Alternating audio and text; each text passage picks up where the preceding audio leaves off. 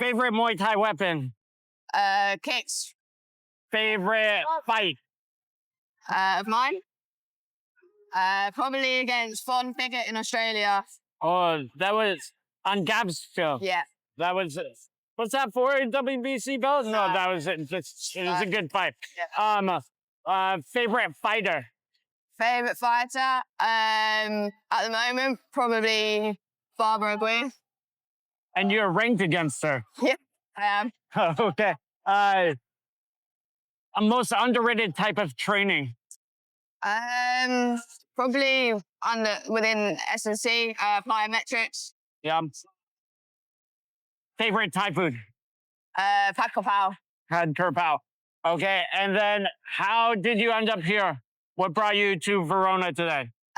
So originally I was fighting, but I got offered a professional title fight in 5 weeks. So, I wanted to stay sharp and train for that. But I know the team really well. I like helping out the juniors, the next generation.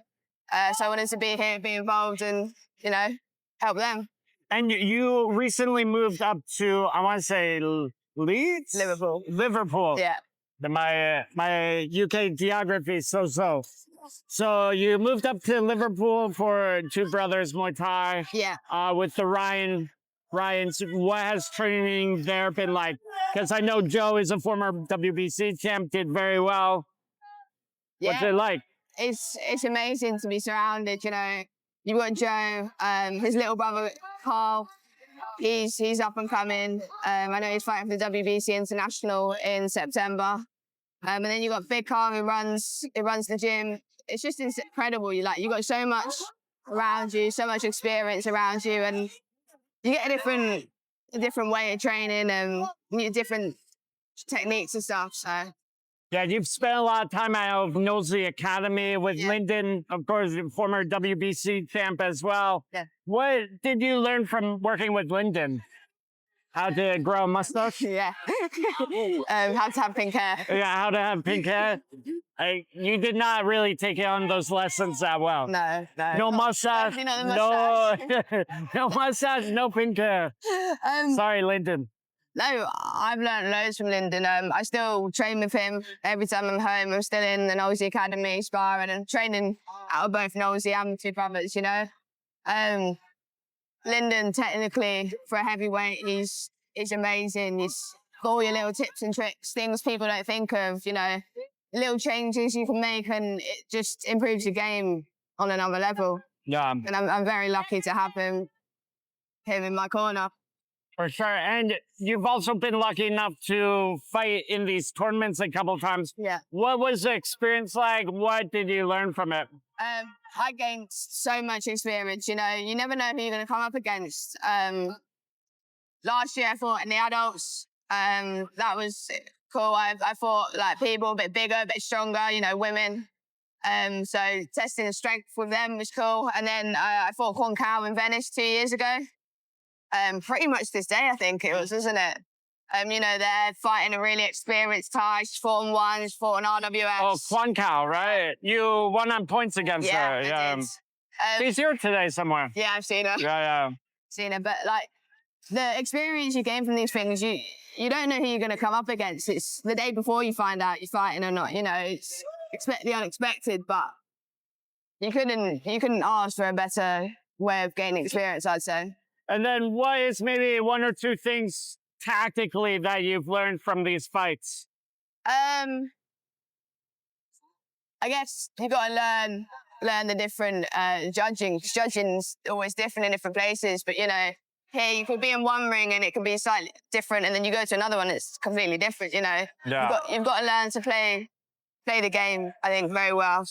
Yeah, I think it's good to know that the rules come from the SAT, but sometimes they can be interpreted in different ways. Definitely. The WBC does have a pretty uniform set of scoring. Yeah. Do you know the 3 Ds?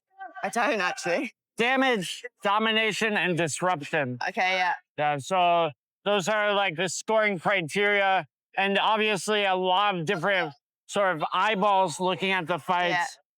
Yeah. what is coming up for you? I know you said you have this fight in 5 weeks. What can we expect for you in the next year or so, though? Yeah, so 5 weeks I fight for the WMO European. Pick that up. I think back on RWS in November, hopefully, and then want to start cleaning up WBC titles. So 53.5 kilo division, I'm coming for you. Oh, Barbara. Barbara, you better watch out. One day. You know, she recently got a tattoo of the Raja title. I know. She has the WBC. Be mine soon. Are you going to start getting tattoos when you take her belt? Well, I have to. Yeah, have to. All right, I like that attitude. So you've been helping out the juniors. Yeah. What do you think is important for you to instill in the juniors? How do you help them the most? You know, you've always got people saying, do this, do that, but you don't ever really have anyone saying, you know, it's okay. Like, sometimes you do lose and sometimes you do end up coming up against people that are better than you. It's kind of like almost the inevitable. So, you know, it is actually okay to lose. You learn when you lose, you learn when you win. There's always things you can change no matter what. So definitely keeping them, you know, having the thought that not everything's negative. Yeah, that's great advice, especially for young athletes. Yeah. The road to the top is it's very bumpy. Yeah. very bumpy, very up and down. So if people are interested in following your bumpy ride to the top, how can they do so? So my Instagram, Ellie_Harbor. Pretty simple. Facebook, Ellie Harbor. And I also have a TikTok, which is Ellie_Harbor. Oh, TikTok. Starting on the TikTok. I need to follow you on TikTok. Yeah. I'll put that on my to-do list. So what is your TikTok? Ellie_Harbor1. All right. I'll be following. You all should too. Everyone should follow. Yeah, everyone.